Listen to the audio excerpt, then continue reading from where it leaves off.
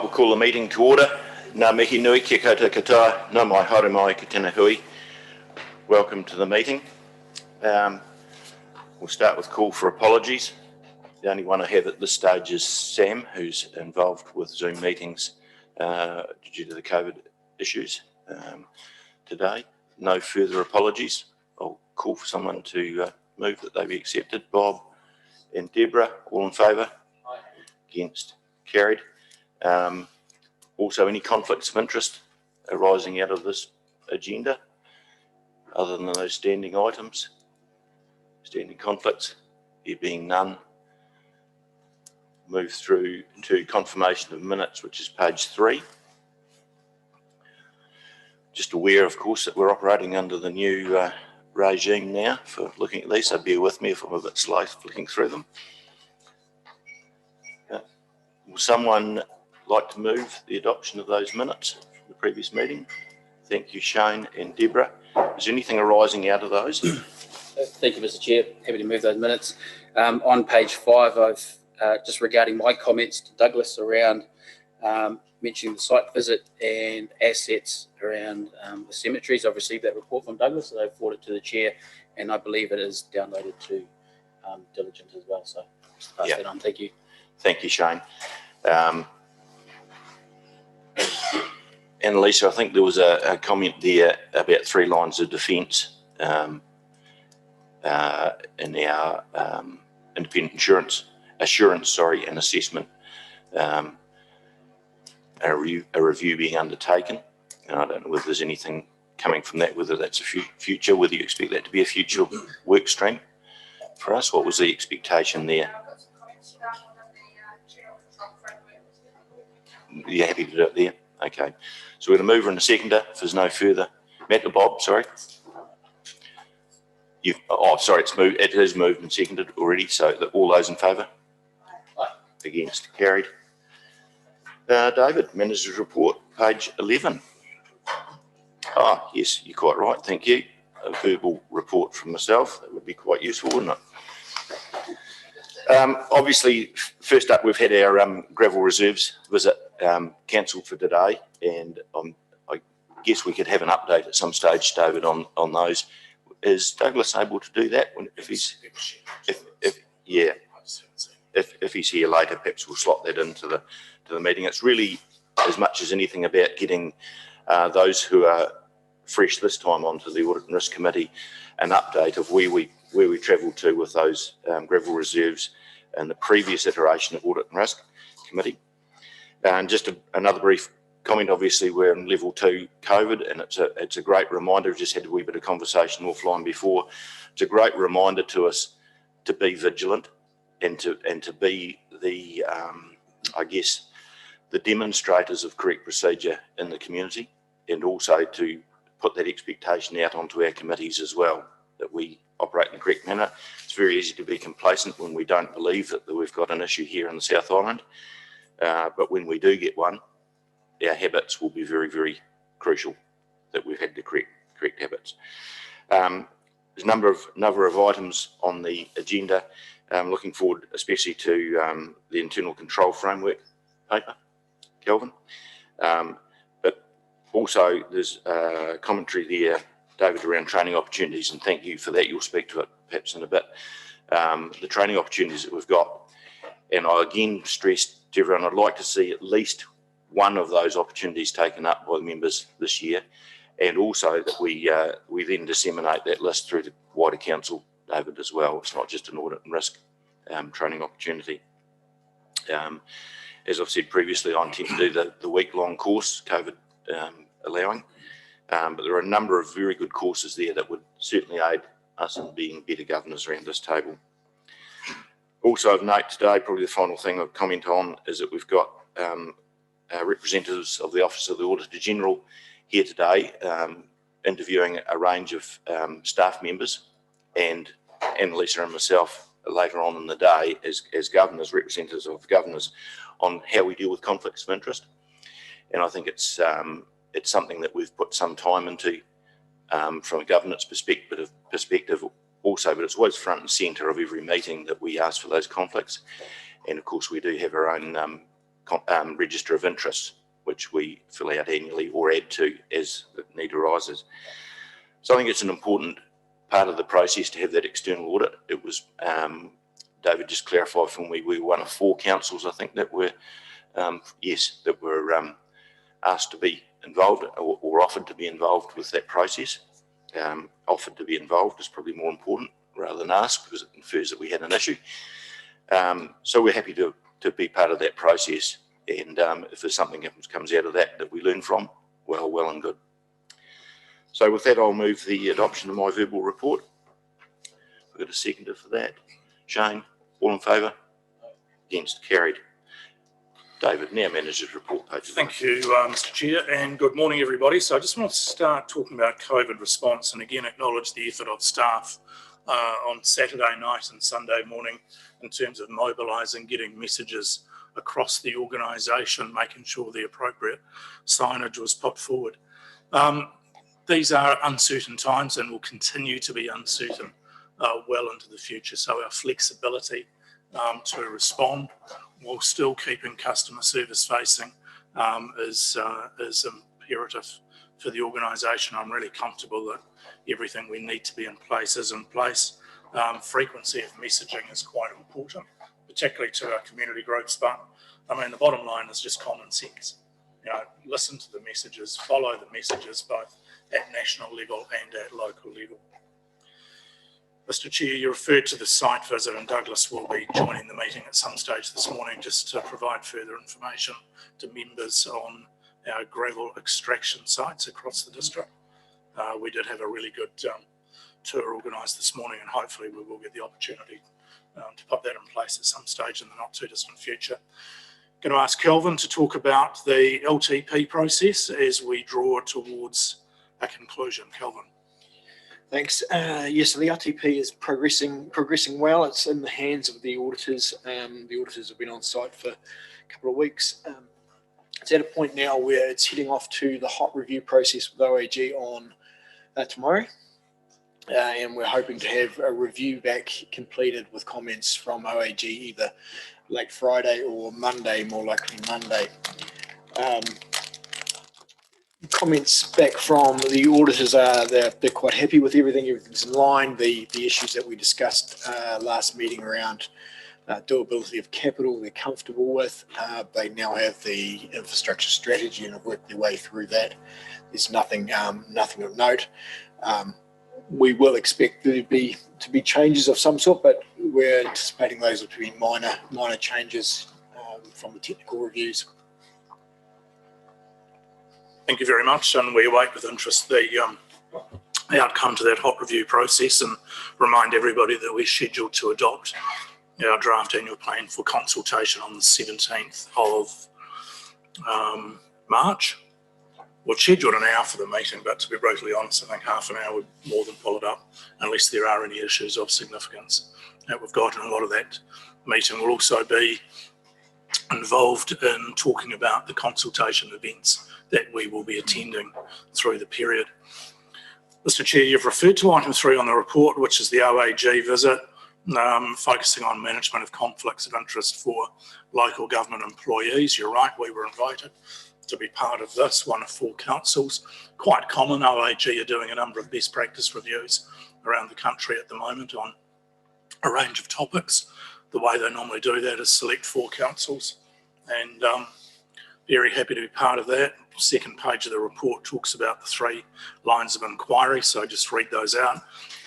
Conflicts of interest involving local authority employees effectively identified, conflicts of interest involving local authority employees effectively managed, and for me that's the key one. And the third one are policies and procedures relating to conflicts of interest effectively monitored. So looking forward, I think there's about 10 of us in the interview process over the next couple of days. Elected member training opportunities. This is something that I've been talking to for quite some time, reminding you all that we do have a budget available. So the training budget you're familiar with over the 3-year period. I strongly encourage you to undertake at least one of these courses, and I'm looking at the OAG courses as you were the IOD courses. First one of real interest is audit and risk, familiarity, finance essentials, probably not so much because Kelvin and I are going to give you the benefit of our knowledge and experience on the 28th of April, but governance essentials and integrated thinking and reporting around decision making and not-for-profit financial fundamentals. With those ones, we then look at the equip webinars that they've got coming up, and you've got access to that page.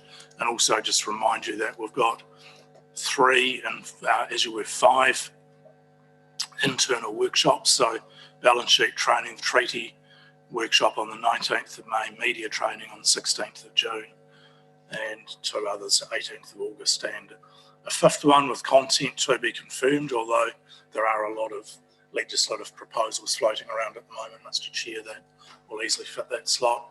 So look, happy to answer questions on any of those either at today's meeting or just come and take advantage of my open door policy and have a chat about that. But both the Mayor, myself and the Chair of Audit and Risk are very, very keen that you do spend your training budget.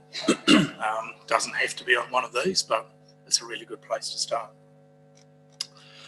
I'll just talk to the health and safety report, which was circulated, and then take questions on the report. So our internal committee met on Monday. So that was a meeting that was originally scheduled for February 19.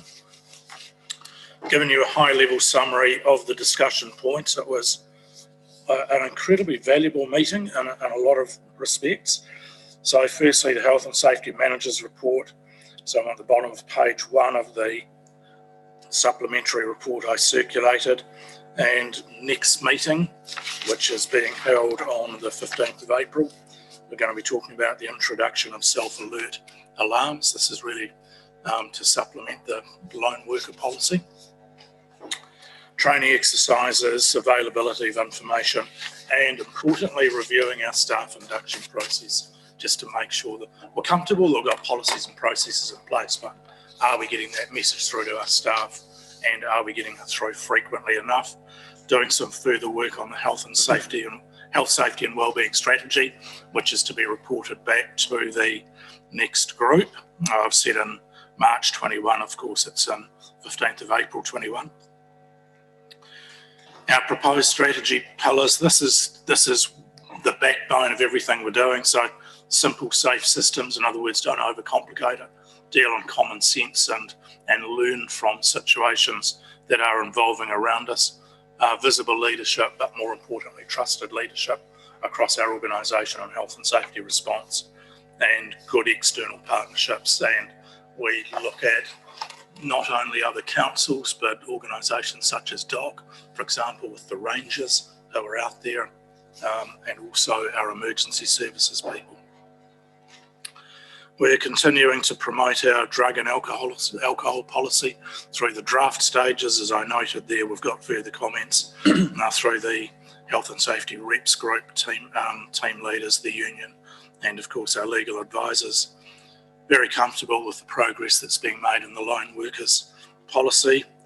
I've attached the TRRT contractor report.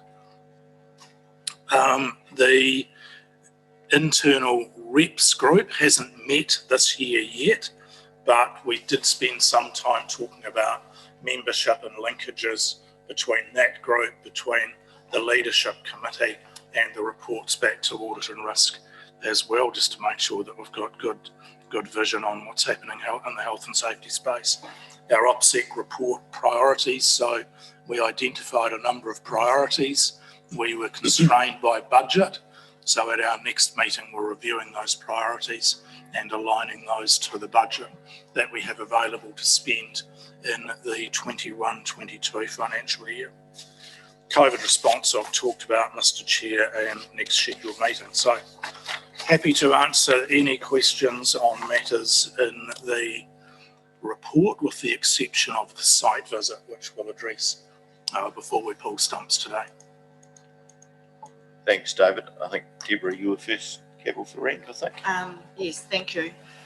Look, with regards to the OAG report on conflicts of interest, what are the reporting mechanisms? We only employ the chief executive. Yeah. So what are the reporting mechanisms? Are they going to be looked at with the policy area about how audit and risk is informed, or how the rest of the council is informed on issues, or do they stay within the Employment Relations Act, shall we say, between the chief executive and our as the employer? Just trying to understand the Yeah, Deborah, I'll answer in part now and in part in PX later on, if I may. It's an internal review, first and foremost, to satisfy chief executives that we have the right processes in place, so information not only is filtering through to us, but people are comfortable to go and use the whistleblowers, and where there are situations that need to be discussed. Where there are specific issues that I think I need to bring to your attention as an elected member, I do that. And again, I'll address that later on. I think, Deborah, one of the things that I suspect that Annalisa and I may get out of this process is an understanding of where, perhaps from a governance level, we may have a gap. And I'm treating that very much as an audit, or the opportunity to learn from that process as well. Not I'm going in there with an open mind that, we could very well have a deficit somewhere, and this is a chance for us to, that's why being part of the process is beneficial to us. It's a wee bit like our Audit New Zealand process when they come here, that we get an independent view of our organisation. It could well bring something up, which of course, if it does, either myself or David or both will bring back to this committee. Whatever we want to say. Yeah, I think the key, and I spoke to this before, but I think the key line of inquiry is around how are conflicts managed. So it's all very well understanding them, but how do we deal with those? We have an internal, as there is an elected members interest register, there is also an internal staff interest register as well, which is updated regularly and circulated regularly. So, yeah. Shane. Morena Coach, I think that blends nicely into my statement, I guess, and I'd just like to commend Council and staff in putting together the elected member training opportunities. I think if we're discussing deficits and governance, I definitely have had a few.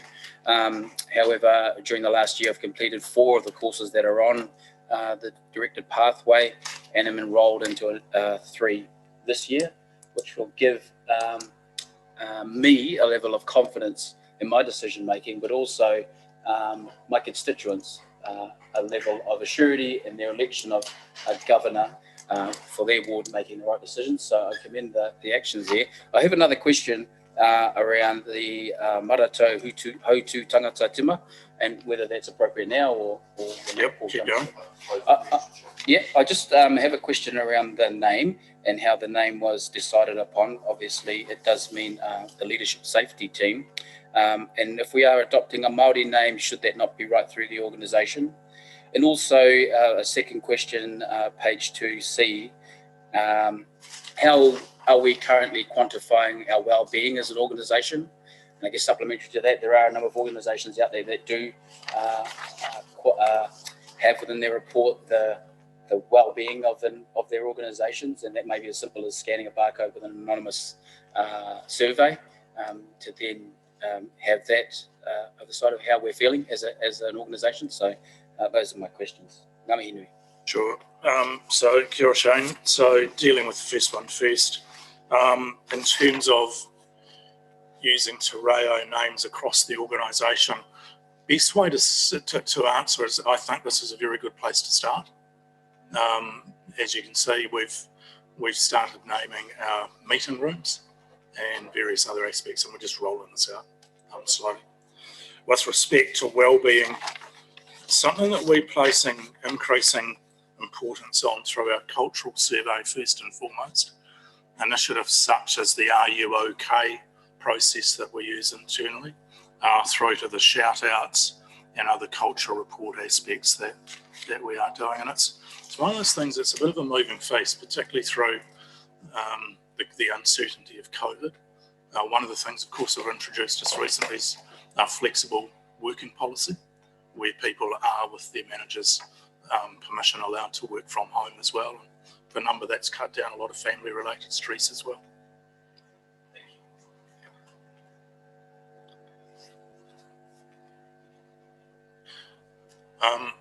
Douglas has joined us, Mr. Chair.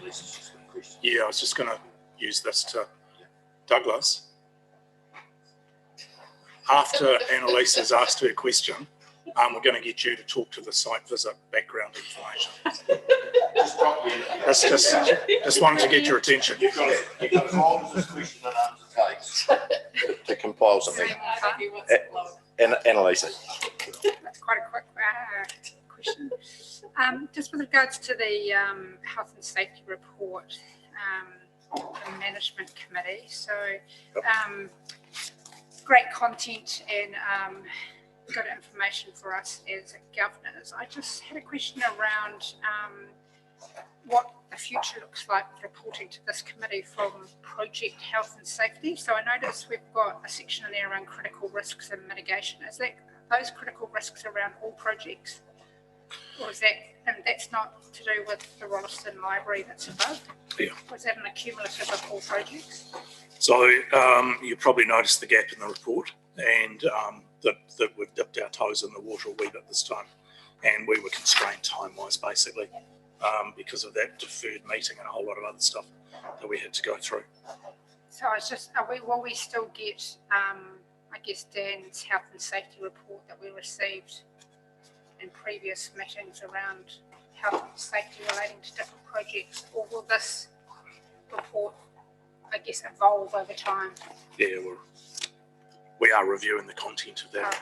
Yep. And the only other thing I was going to say is with regards to the wellbeing question, it's a really difficult thing to measure. So you can have lots of initiatives, great initiatives that, you know, people in performance team put in place, but when you want to know how, you know, is it working? So are our people well? So some of the metrics I've used in the past or seen in the past has been, and they're kind of soft measures, but you can look at sick leave. You can look at the, it's obviously all anonymous, but you can get the numbers and track the numbers of people that are calling the you know, the counselling service that we offer. So you can offer, and they will give you, they won't give you detail, but they can say how many is in relation to sick or family or, you know, other issues. And then obviously you've got your survey as well. So kind of soft measures, but then at least you can know, are our measures, our initiatives actually helping? But it is a very difficult thing to measure. So each month at our executive meeting, we receive that information, just in terms of sick day trending and holiday escalation. And at the moment, of course, there's a major move for people to reduce holidays, but equally we accept that there is a pushback in certain sectors. I'm probably one of those people who have got offshore holidays planned that, you know, I can't change, and not too many more places in New Zealand I really want to go to be honest. I guess, Annalisa, from our perspective, we're giving this committee a time to, you know, to find their feet, and there'll be a finite end to that where we say, and I think as these evolve and the questions that we ask will guide that, and I think some of the direction we've already given around what questions are we asking our contractors, I think is part of the crucial aspect of that. How that reporting structure comes back to us will be an evolving process, and as much as anything I want it to be not driven by the chief executive, but it has to meet the purposes of all of council as well as just the audit and risk committee. So it's a very roundabout way of saying it's work in progress, I guess, but I think it's also right that we continue to have those questions about how those reports will appear to us and what information and what assurance we're seeking from them. So not discouraging the question at all, but I think we'll reach a point in the very near future, David, where the committee have, that committee will find its own way of reporting to us that will be appropriate. Now ask Douglas, now that he's had time to compose himself. Yeah. I would have, but I'll keep it short. So we were down to go to 3 sites today. the aptly named Widows Pit in West Melton, which is one of our gravel pits, which we no longer extract from. Now, the reason we selected that one is it's shortly to get some clean fill and get sort of, over time it'll get filled. So that was just an example, basically a raw pit. Then we were going to go to Reed's Pit, which, as many of you will know, we're working on this cycle site. The reason we were going to go to that is for 2 or 3 reasons. One is shows a good pit where we've done the benching to get rid of those sharp fall-off areas and that type of thing. Secondly, we've got this safety issue with getting access to the pit. We're just working through, as council will be aware of. And thirdly, we actually had some work shortly underway with Blakely's with car parking, so just showing how that works, but also a good chance to look at a site visit. And then the third pit was going to be Robinson's, which is down on the corner of Springs and Robinson's Road, I suppose it is. Again, a pit we've done benching in the past. Now we have a charitable firewood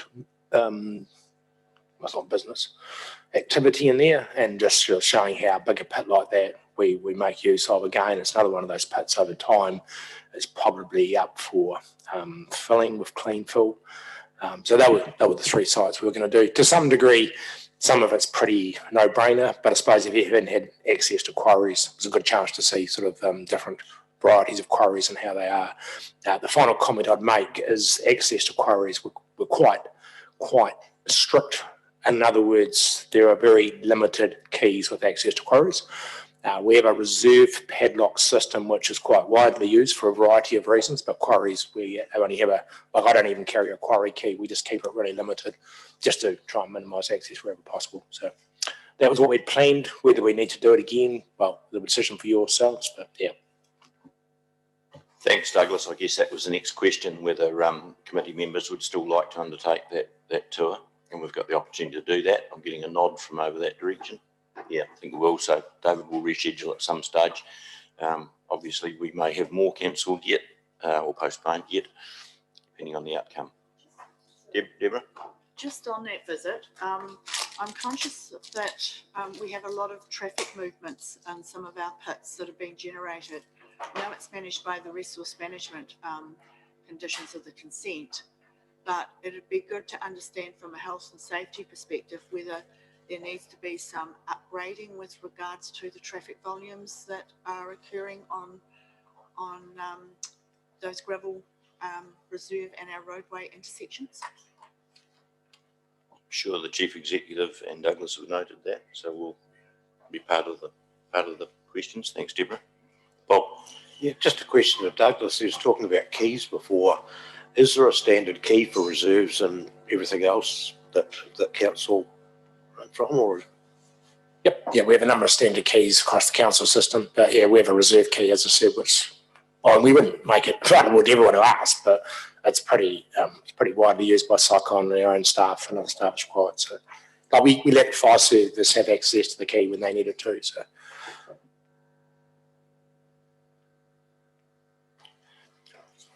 Sorry, Chair, I've just thought of a question for Douglas. Douglas, in your opinion, what would be the major risk of the gravel pits that you visited this morning? Is there a collective risk, or one or two? There was a tragic death in a Hurring District Council pit 4 or 5 years ago where a cliff face fell in. We didn't have any pits at that point that had that sort of high cliff face that individuals would work in. The risk really is pits close to areas where people might feel they can recreate. We've cleaned up most of those pits now. It's probably we're just trying to find places where you can easily get access. There's a really good pit on the outskirts of Waddington, where you can easily stand on the side of the road and look at it. And it's just understanding what a good benched pit looks like. Like everyone wants clean fill, just getting a consent for clean fill just takes time. So in terms of where we are today, I think we're comfortable that there's nothing that would be a major issue. The Widows one's probably not stand to be corrected, but it's probably the last one we've got to do any major remediation on. No further questions, David. We need a mover and a seconder for your report, and have that. Shane again and Nicole. All in favour? Against? Carried. We now move through, Kelvin. Risk management cybersecurity, page 17.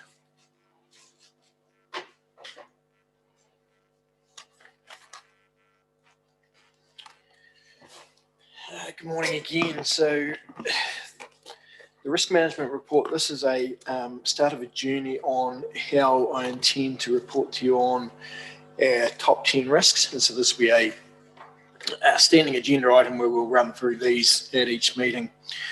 If we start with this report here in particular, I'll just run through briefly the risk and where we're at and just take questions on it. See on under the number 4 proposal piece there, the risk matrix for the score. See the gross risk there is seen in the red zone. The gross risk is when we have no mitigations or controls in place, and the residual risk is the risks and the controls and the mitigations that we do have in place takes it down. Ideally, you'd want to drag this lower, but there are always things, and in cybersecurity, it is forever changing and changing rapidly as people think of new ways of doing things, and you will have seen that with various hacks of systems around New Zealand recently. Now, there's a series of our approach to cybersecurity. So this was raised at the last meeting, and I was addressing that that action point also. Firewalls, we have a third party who manages our firewall for us. We believe that's appropriate. We've left the vendor out, of course, just for privacy and security reasons. Any attacks on the system, they're monitored and of course shut down where possible.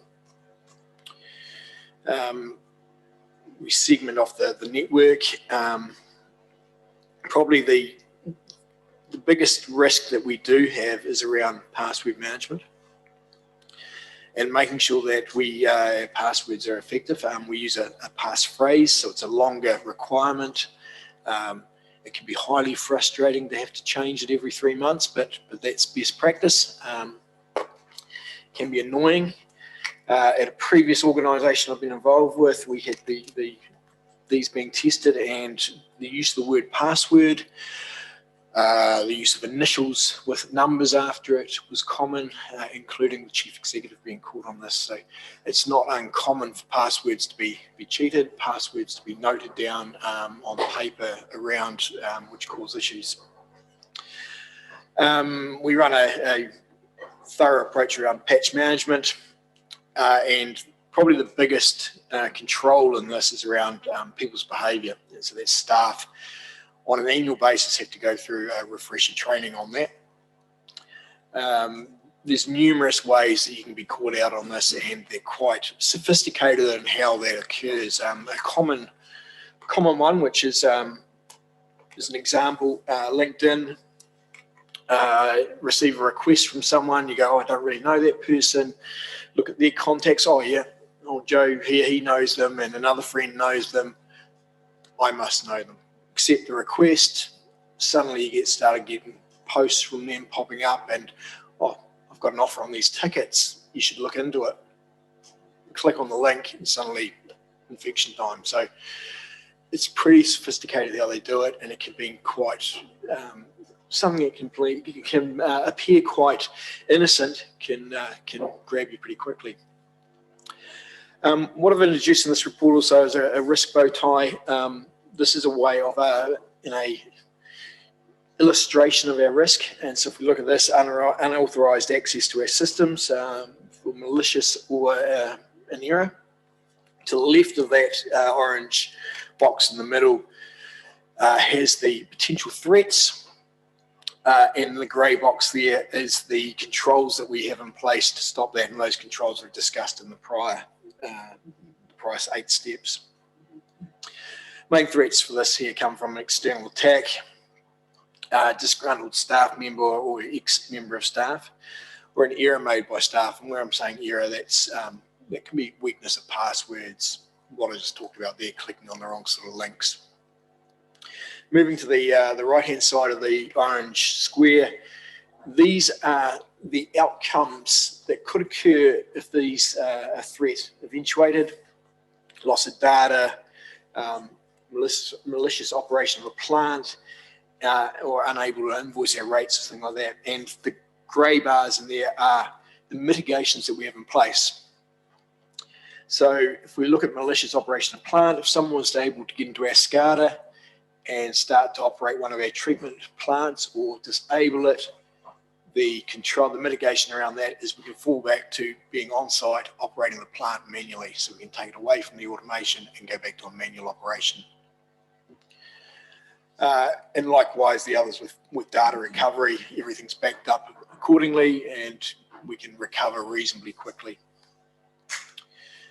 There's just a little piece on the bottom there around the gross score, describing what could occur there, where we've taken from residual, and the target, which I haven't marked on the grid, but we will in future, is where we'd ideally like to be in the future. So I'll just throw that open for questions. Thanks, Kelvin. Nicole, was it you first? I'm sure. Anyway, we'll go with you.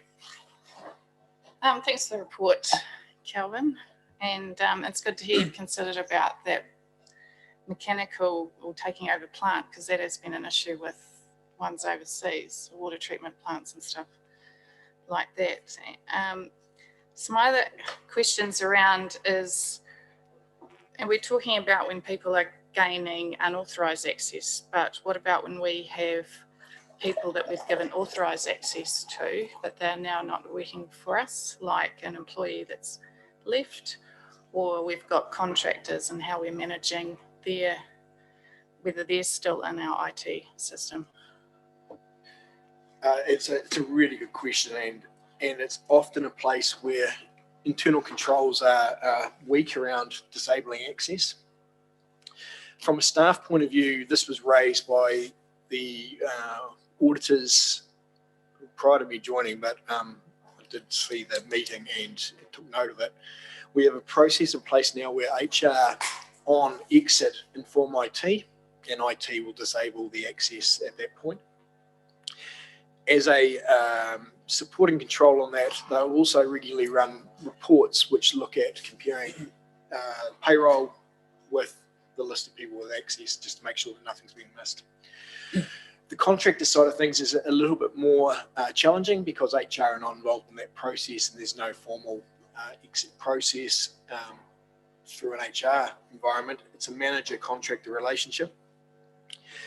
The manager is to inform IT when that concludes. As a backup control on that is the IT team are running reports to see where contractors have access and making sure that they're feeding back to managers to make sure they're still on the site. Annalisa.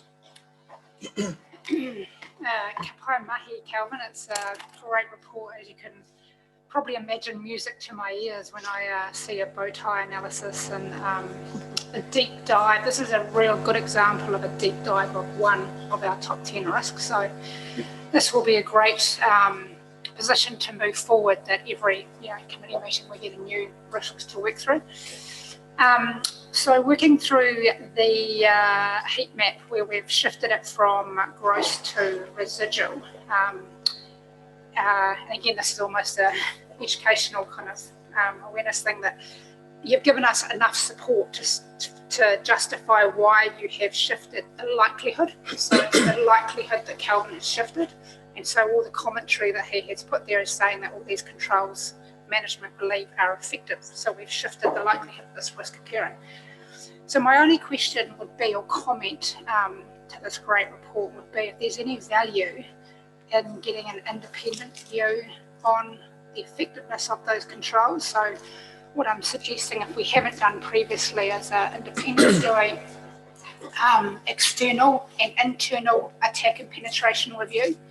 And quite often you find that in a lot of organisations, actually the external environment is really, really strong, which it sounds like it is. But I guess what Deborah's alluding to is that, sorry, Deborah, I'm looking at Deborah, it's one saying that. it's the internal, so it's when people are actually inside the organisation, can they get into areas where they can't? So that would be my only comment to this great report would be, is there any value in getting an independent to do some kind of internal and external attack and penetration review? Yeah, no, it's a good comment, and I have included that in there in the plan for the next 12 months that we will have an independent come in and do that. And the other pieces, I want to have an overall review of our IT security roadmap, just to make sure that we're keeping up to date on changes. Kelvin, that's probably leads on to a question I was going to have if I can leap in at this stage, and that was looking at the firewall as third-party monitored, and whether we do checks on their performance, like a review against industry standards or whatever. And I guess it's a wee bit in line, Annalisa, with what you're saying, is that we've got an assurance that they are meeting the requirements, that there's some sort of review process there as well. Yeah, I know it's review upon review, but that is important. I think it was Deborah next. Just following from Nicole's comment, where we have staff on leave, do we have a policy around their ability to access if they're away for a few months or a certain time frame?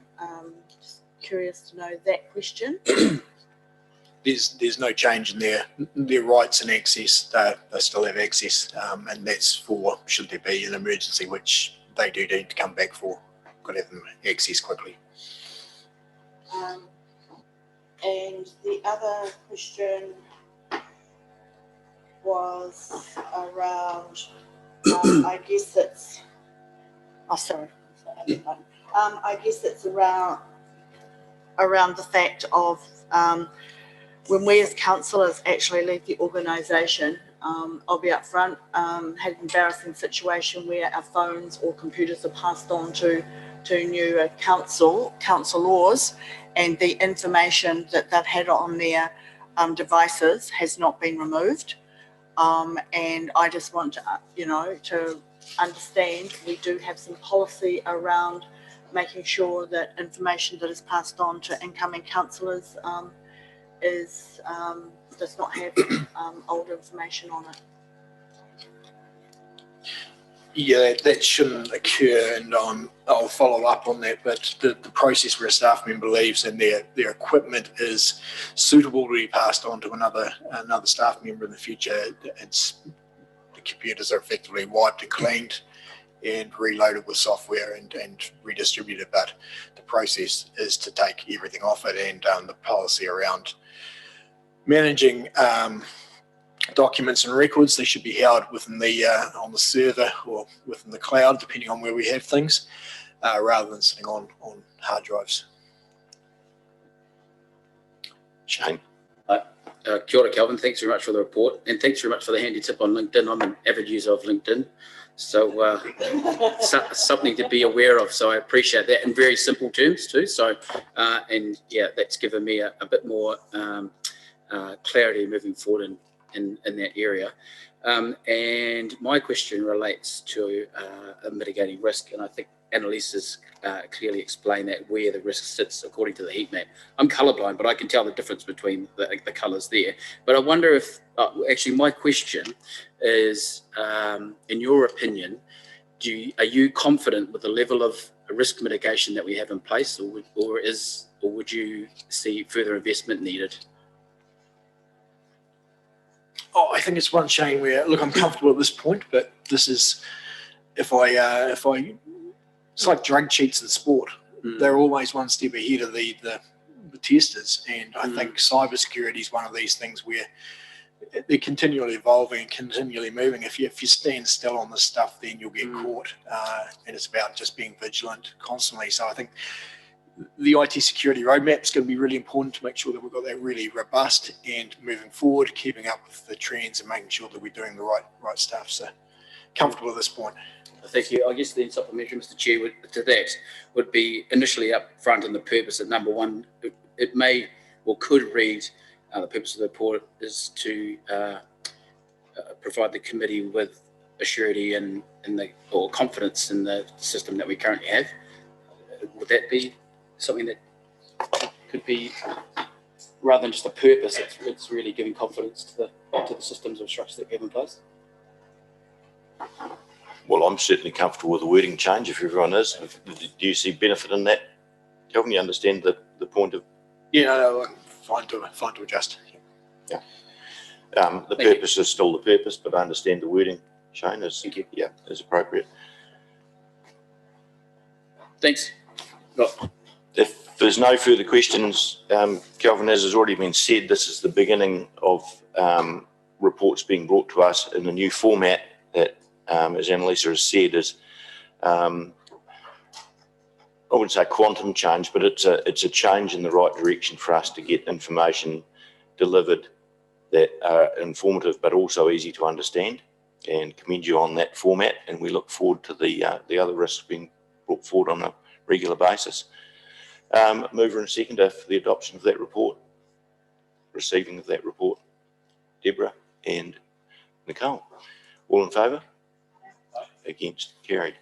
Kelvin, I do believe you are still there for internal control framework, page 20. Yes. Okay, internal control framework. The purpose of this is to put a little bit of structure around our internal controls. And generally, in an organisation, we'll find internal controls exist because it's common sense a lot of the time. You understand why things are put in place to make sure that things won't go wrong. And I think that's one of the key things for me in thinking about internal controls. It's not about stamping out a fraud or things like that. It's really ensuring that we achieve the purpose of the organisation or our strategy in the best, most efficient way. And along the way, you do control any of those other undesirable pieces. The control framework, which I won't go through in detail, but as I said, it's all about wanting to have effectiveness and efficiency of our operations. So we're deploying our resources in the most efficient way to get the best outcome. We have reliability in what we're reporting, and we're in compliance with our laws and regulations. Now, there's a definition of internal control there. I think that the key part within that is point 2, and it's around people. And generally, the largest weakness in any control framework is the people operating it. So you want to make it easy to understand, easy to move through, and make sure there's importance there, and that importance is being led by the top of the organisation. So in this case, being recognised by councillors and this committee is being important, but the senior leadership team really pushing forward the importance of having this in place. Now, it's not going to give you absolute assurance, but it will give you a reasonable level of assurance.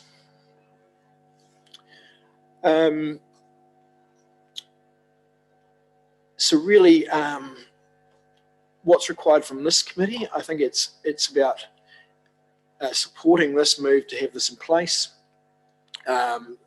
using it as a form of comfort that these controls are in place, but then inquiring of David and myself of the quality of those controls as we're reviewing them. We're signing off on the annual report to this committee through a representation. That representation in terms of the quality of the internal control framework. And then also there's another alliance on Audit New Zealand providing their audit. They will look at our controls and make assessments of those also. That can also, they'll head down a path where they can see weaknesses in that, and that enables us to have another way of looking at it. This will also help direct traffic in terms of internal audits. If we, when we run internal audits, to make sure that we're focusing on the largest risk areas and putting that resource in terms of internal audit into the right place, as opposed to taking a scattergun approach. I won't run through in detail the framework, but happy to take questions. Yeah, thanks, Kelvin. I'll just perhaps a couple of questions there myself, and then may or may not. But this, the testing of the system, are you going to test that by doing random audits? That's the process, and I imagine it would be. And your level and frequency of reporting to the subcommittee, what do you expect that framework to be? I think it's an annual piece. Will come back on quality of the controls through our sign off. But you'll see this come up on any internal audit matters that we have, and you'd focus on those, our own internal controls first, and then have the assurance that they are working appropriately. It's possibly not the right term to use, but I'll use it as breaches or failures of the system. What will trigger? What would you expect the trigger level to report to us here? Has there been discussion around that? At what level that governance would be made aware of I'm thinking of what's a good example, of an amount that has to be spent to remediate an issue that's from internal framework problems. Yeah, like these can turn up as all sorts of things. So monetary, yes, could be one, and you'd see that come through on a finance report if there was a large variance, and you'd say, yeah, this has occurred, and this is what we're doing from a control point of view. Reputation is another big one. So a controlled issue there that results in media attention or residents unhappy about something which is resulted from a control, you'd see all those come back. I think generally you'll see any breaches of controls coming through in just the regular reporting of our activities, as opposed to specific to around the control framework. But I would expect if there was, we'd be then going back to review our controls as being the next step. Annalisa. Yeah, thanks, Calvin. Another very comprehensive paper. And I kept writing down things as I was reading it, but then I'd read further and realised that it was actually covered. So I haven't actually got too much, no questions, just a couple of comments for consideration, I guess, when it comes back to that second and third line of defence. So the questions I had written and then I sort of answered myself is when I actually got to the internal control assessment template. So it's just whether there was any value in that, again, coming back to the 3 lines of defence, that first line being our policies and procedures, the second line being kind of a self-assessments where we as management, you as management test those controls yourself, and third line being independent assurance. So I noticed what we've got commentary in here around internal audit. So there's just a paragraph in there around that, so whether we wanted to identify that that's our third line of defence. But looking at the internal control assessment template, whether there's any value in for those key controls, just giving, and again, even just on an annual basis, comfort or a level of assurance to this committee where those key controls have been tested by management. But I think that's sort of covered in that template. Yeah, we can provide that. It's as part of that assessment. Completing those control inventories will be a journey. It'll take some time. A lot of them are sitting there already, and it'll be tweaks to those controls. My intention is to start with my own team first, given the reliance around financials, and also including within that the payroll, because I think that's another area which is important to make sure we have assurance over. I have no concerns with it, but it's a good place to start. Exactly, and there'll be like 5 or 6 really key controls that we have to get right. So it'll just be giving us the comfort that, and when you're talking about a breach, where I've seen practice or things put into practice, kind of at a, I'm not saying best in class, but in a really strict environment, is a good example is when someone in the senior leadership team resigns. So as soon as they resign, then all their delegated authorities is pretty much taken away, and there's co-signing of everything. And this was through lessons learned of contracts being entered into by someone that was exiting the organisation, and learning the hard way that they'd entered into contracts that were not in the best purpose of the entity. So very, multi-million-dollar contracts. So very quickly we put in a control that said as soon as someone in the senior leadership team resigns, then everything in their delegated needs a second level of simple things like that, if you're operating it with that quantum of money or influence, to consider whether that is a key control. Yeah, it's a good point, and yeah, one we'll consider through this. I think the one key thing with controls is making sure it doesn't bind the organisation up in controls and red tape, for instance. It's about making sure these are effective and being able to allow the organisation to move rapidly still. Deborah. I just wonder where this policy actually sits with regards to our responsibilities as governors under the Local Government Act in regards to our delegations that we actually give to staff. From a governance perspective, we have to own those delegations we give to staff. We also have a requirement to monitor those delegations that we actually give to staff. And I'm just wondering, would that cover, this policy actually cover our delegations that we actually give to staff? The delegations are a form of control, so that would be one key control within the organisation. So yes, monitoring of delegations and ensuring they're applied appropriately and within those is something that is monitored. And if there was a breach in those, I'd expect if it was a council delegation, they'd be reported back to you. If it's a management layer delegation, it'd be reported back to David and myself. So Deborah, the best way you would do that is, because as you only have one employee, would be to include it in KPIs. So you'd have internal control assurance and report back mechanisms through the KPI process. Is the flow the council gives delegation to the chief executive, and then the chief executive gives delegation to his staff. So the council don't give delegation to staff, the council gives delegation to the chief executive. Yeah. And the chief executive then gives delegation to Because there's Local Government Act, there's certain delegations that we cannot give away. So with regards to our responsibility of setting rates, so we do have some responsibility to understand those. There are some statutory ones, that is correct, yeah. But Annalise is right, it all comes through myself. Cool. This is following just, Kelvin, on your comment about whether the controls get too strict, because that was a thought that I had, that if we then go too far to one side, then staff they will actually try and circumvent those. So I hope just that we actually, if they aren't being followed, that we actually sit down and try and work out what is a better way of doing it that's more effective, so we still get what result we want, but then everybody is happy with the process.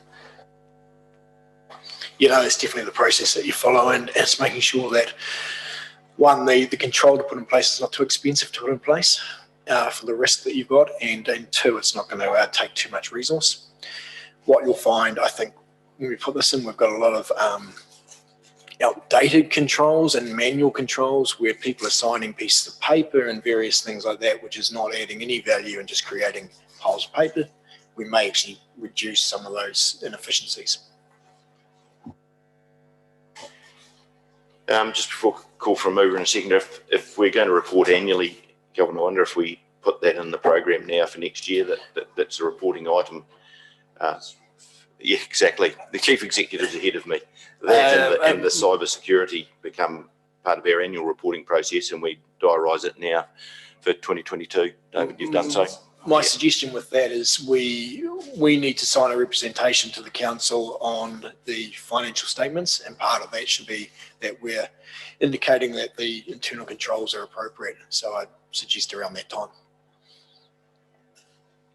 I'm thinking of an annual report though of a similar nature we'd bring to us as a work stream item. Is my suggestion. Yeah. Around that time would be the best time to do it. Okay. Yeah. Fine. Sorry, wrong button. Call for a mover and a seconder for note the content of the internal control framework report and attached framework is Nicole and Deborah. All in favour? Against and carried. Kelvin, monthly financial report 32. I think that finalises you having to start at the front and be grilled. Not quite today, I think I've got one more. Okay, so the financial report for the month, remembering we're looking back into January, Net surplus year to date, 3.4, better than budget. Capital program, we've spent 64.2, which is 14.2 lower than where the annual plan was. Non-financial but operational, you're all aware that resource consents and building consents and associated change of property with limbs and other items are still running hot. Just to note there, the limbs 46% higher than last year. And we are continuing to monitor the compliance with our statutory requirements around issuing of consents and the likes. There are pressures on staffing, which you're all aware of, and a process is underway to deal with that and to work through it. Going on to the overall funding impact statement, really we've talked about the surplus, but I think the thing to call out here is development contributions, of course, in a growth environment, trending the way it is. We are bringing in more development contributions than we had budgeted for. I won't dive into a whole lot of detail on each page. I will take questions. Thanks, Kelvin. Just a couple there. It's the old chestnut, of course. The carry forward of projects is always an issue, and I'm sure we don't need to reiterate that, but it's a matter, David, you bring to us on a regular basis. I'll just give you an update. So we have a monthly discipline in place, which is led by Kelvin and myself. It actually took place yesterday, this month's one, where we go through on a line-by-line basis with project managers to assess where they are, where their critical areas might be in terms of deferral, not only in terms of delivering projects, but also the treasury side of it that we're dealing with and how that impacts on our year-end position. So comfortable with that progress, Mr. Chair. Thank you, David. The other one is wastewater, page 37, Kelvin, wastewater overspend.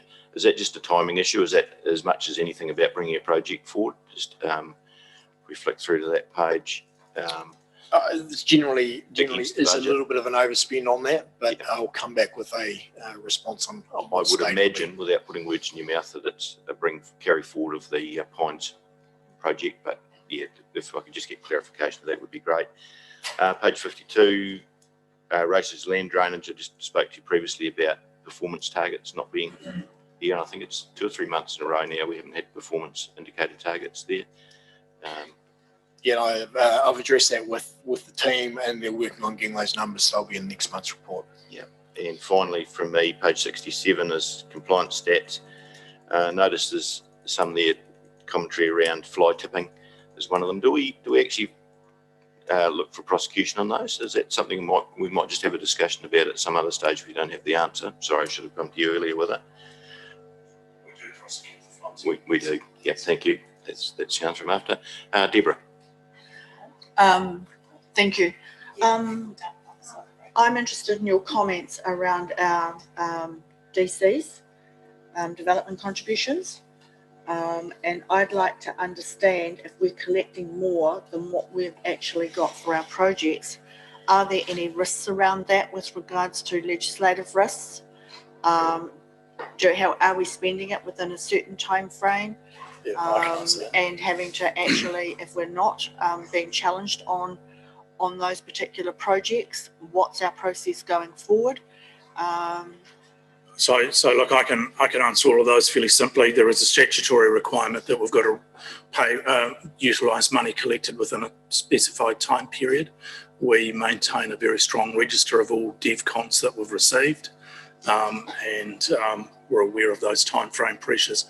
I think more importantly, Deborah, though, is what happens to the DevCons for Three Waters, and that we are currently collecting and or holding, and how's that going to impact under the new entity regime coming forward. And secondly, those projects that we've already completed but are still dependent on DevCon funding to be collected over, in the case of ESSS, a 30-year time period. So just on that, I understand that we've got an opportunity to put a submission into the Three Waters Reform Bill. We are covering those issues Well, going further than that, so I'm working directly with Bill Bayfield and his team on the answers to those questions. And they have a series of questions from myself on behalf of the Canterbury LTP working group addressing DevCon related aspects and also the rating ceiling, because the other thing, a number of councils, of course, are close to the 30% rating. That will fall off a wee bit when targeted rates for water and wastewater come out. And then the third thing is uniformity of charging regimes.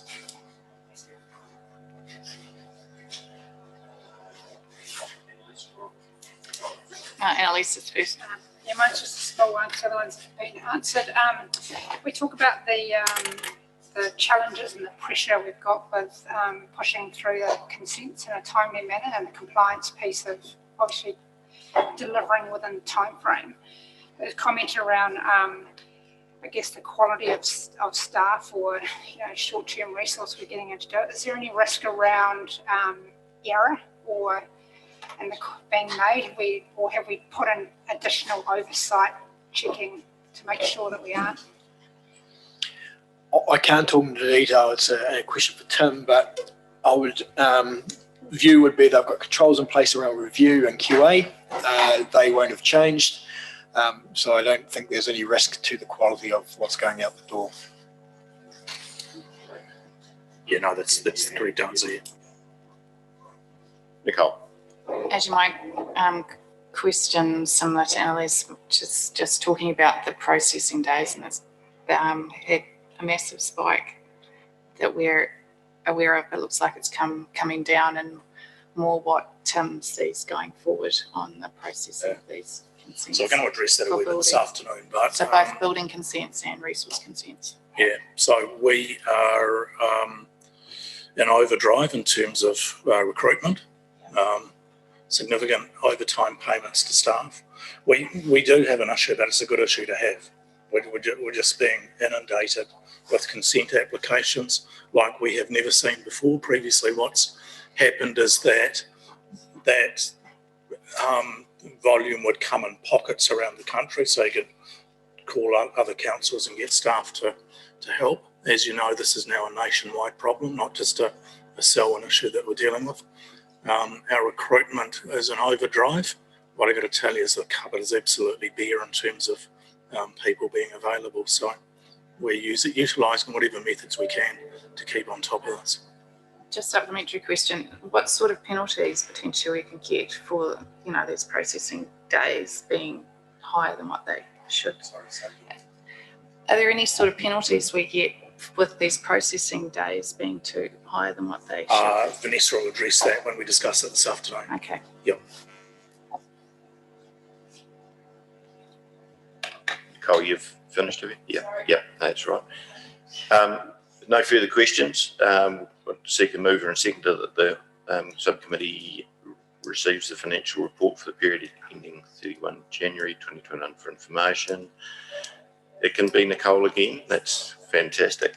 And Bob, I'm sure you'd be interested in seconding that. Thank you. We're going to move her in a second. All in favour?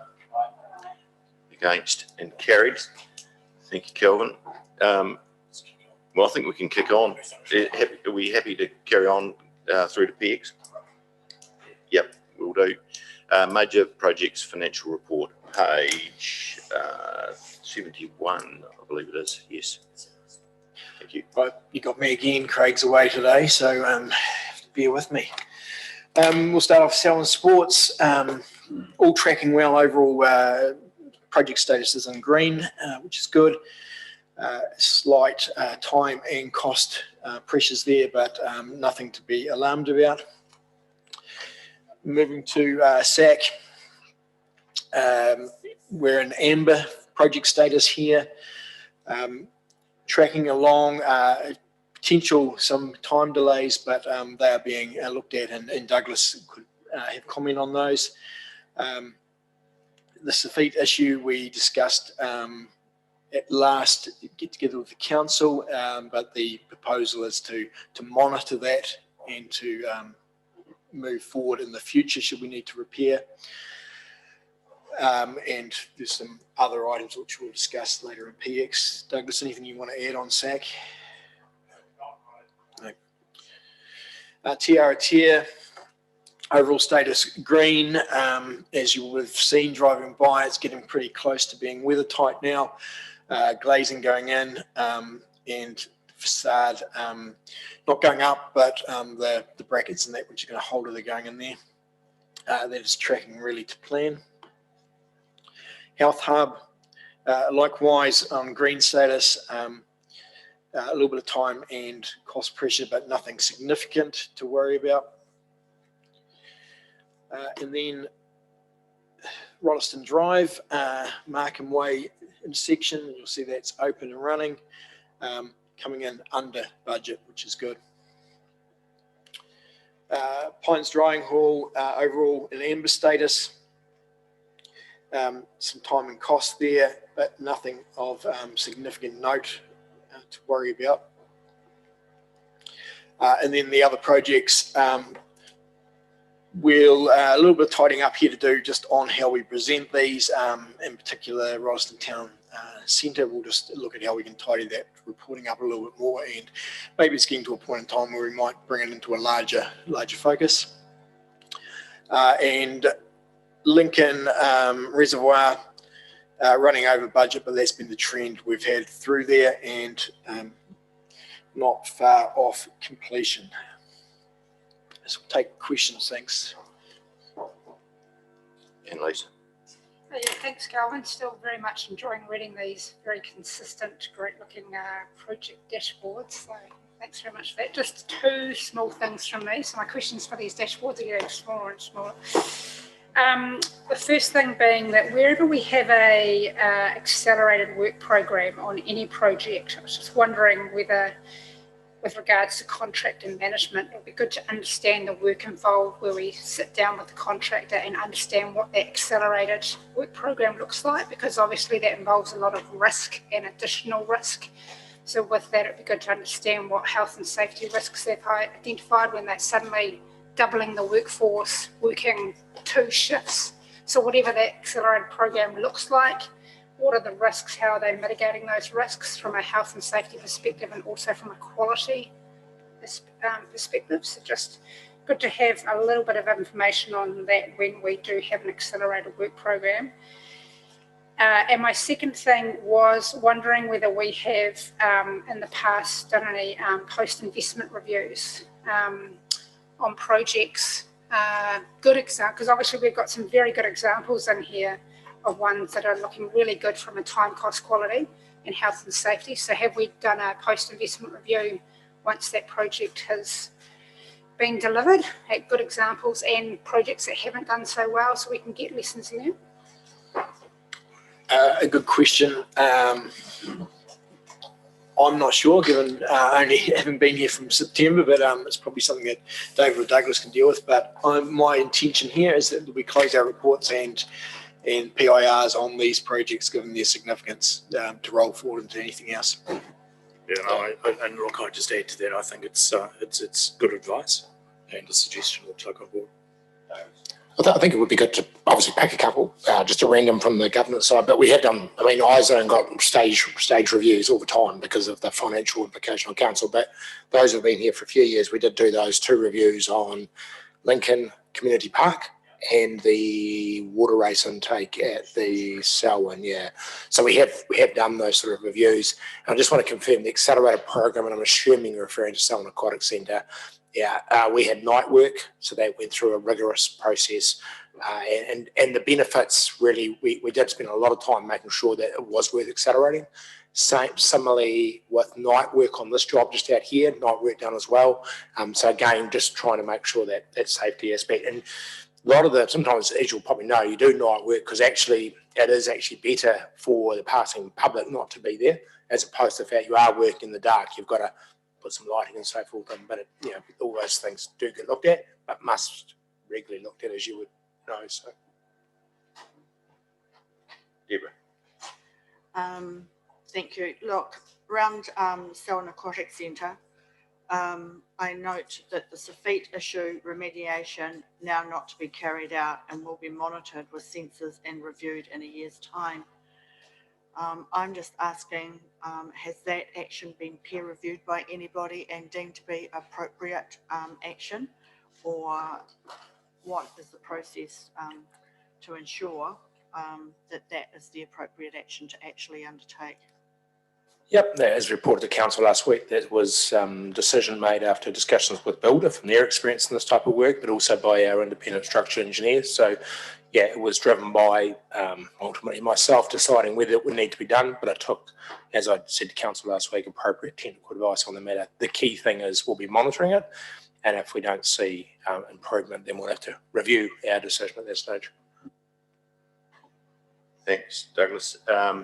Kelvin, just quickly on the major project Pines solar drying hall, I see there's a variation there as, and you may not have the answer to this, but an increase in scope due to a new power supply.